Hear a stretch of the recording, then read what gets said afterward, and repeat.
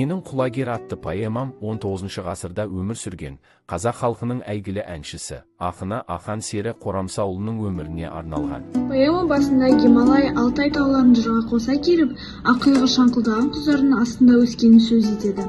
Мақтауға, мақтануға тұратын жер деп жер жаннаты Көкшетаудың сұлулығын сипаттай келе, жасыл орманның бір кездері Абылайдың қонысы болғанына тоқталады.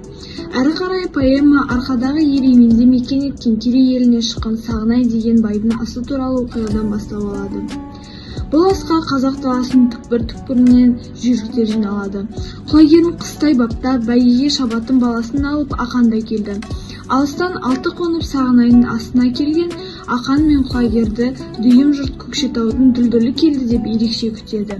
Тұлпарына тіл мен көздің тиюінен сақтанған ақынның дүлдүлін жүйрігі жануардың қай жағында деп жұрттан қалып алғашына көңілдері толмайды.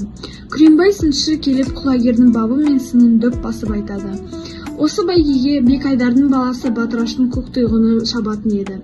Батыраш құлагердің келгенін естігенде ішін қызғаныш деп қауіптеніп мазасы кетеді.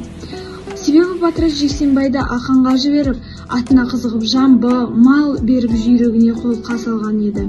Бірақ Ақан ол сұрауына елікпегендіктен оған Батыраш кек сақтап кеткен. Батыраш бала жастан баққа құмар болған. Оның есінен осы жолы көктұйғының әзірейлі осы болады деген арам ой мазалап қастандық ойлайды.